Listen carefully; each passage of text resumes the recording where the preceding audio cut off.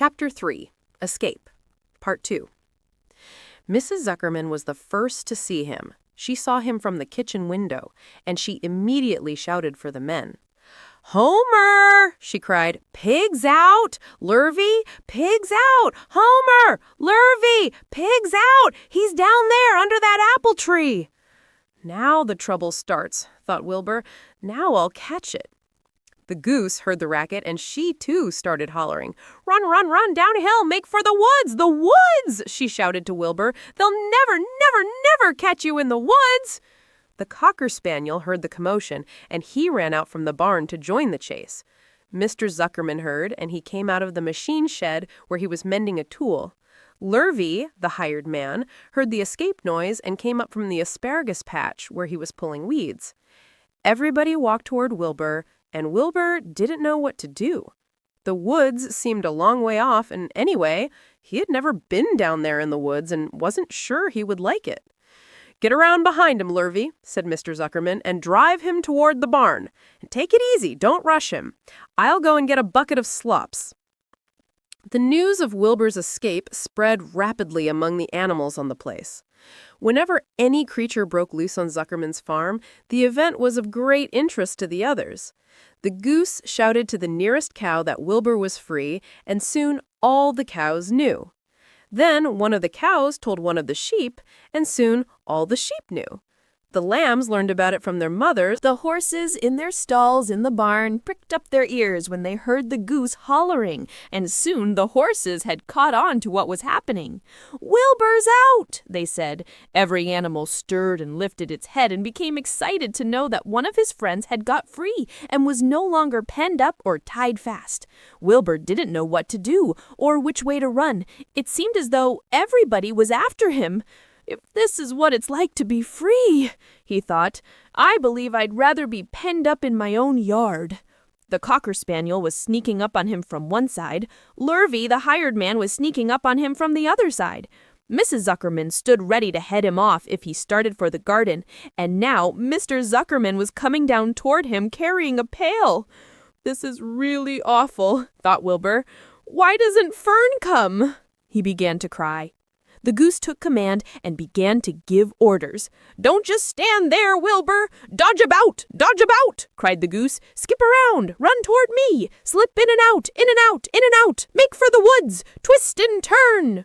The cocker spaniel sprang for Wilbur's hind leg. Wilbur jumped and ran.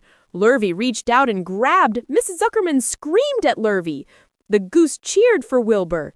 Wilbur dodged between Lurvy's legs. Lurvy missed Wilbur and grabbed the spaniel instead.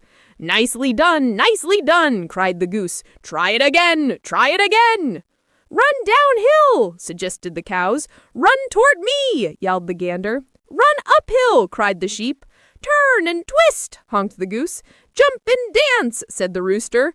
"Look out for Lurvy," called the cows. "Look out for Zuckerman," yelled the gander. "Watch out for the dog," cried the sheep. "Listen to me! Listen to me!" screamed the goose. Poor Wilbur was dazed and frightened by this hullabaloo. He didn't like being the center of all this fuss.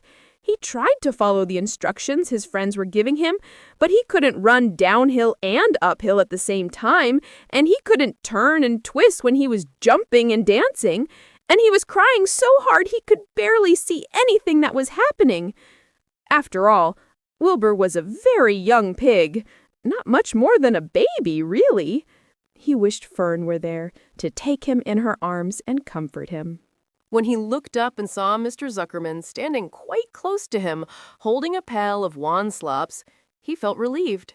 He lifted his nose and sniffed.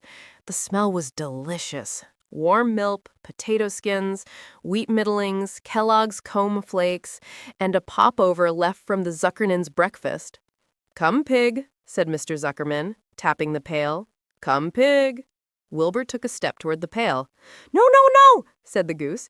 "It's the old pail trick, Wilbur. Don't fall for it. Don't fall for it. He's trying to lure you back into captivity. Hivory. He's appealing to your stomach." Wilbur didn't care. The food smelled appetizing. He took another step toward the pail. "Pig, pig," said Mr. Zuckerman in a kind voice, and began walking slowly toward the barnyard, looking all about him innocently, as if he didn't know that a little white pig was following along behind him. "You'll be sorry, sorry, sorry," called the goose. Wilbur didn't care. He kept walking toward the pail of slops. "You'll miss your freedom," honked the goose. "An hour of freedom is worth a barrel of slops." Wilbur didn't care. When Mr. Zuckerman reached the pig pen, he climbed over the fence and poured the slops into the trough. Then he pulled the loose board away from the fence so that there was a wide hole for Wilbur to walk through. "Reconsider! Reconsider!" cried the goose. Wilbur paid no attention. He stepped through the fence into his yard. He walked to the trough and took a long drink of slops, sucking in the milk hungrily and chewing the pop over. It was good to be home again. While Wilbur ate, Lurvy fetched a hammer and some 8-penny nails and nailed the board in place. Then he and Mr. Zuckerman leaned lazily on the fence, and Mr. Zuckerman scratched Wilbur's back with a stick. "He's quite a pig," said Lurvy. "Yes, he'll make a good pig," said Mr. Zuckerman. Wilbur heard the words of praise. He felt the warm milk inside his stomach. He felt the pleasant rubbing of the stick along his itchy back. He felt peaceful and happy and sleepy. This had been a tiring afternoon. It was still only about 4 o'clock, but Wilbur was ready for bed. "I'm really too young to go out into the world alone," he thought as he lay down. Chapter 3. Escape.